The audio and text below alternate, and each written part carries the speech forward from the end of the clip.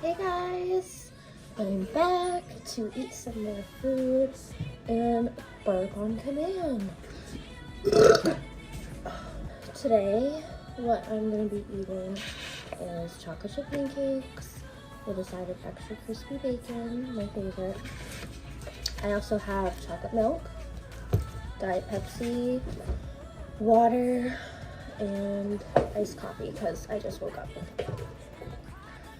So, they did not make my bacon extra crispy, which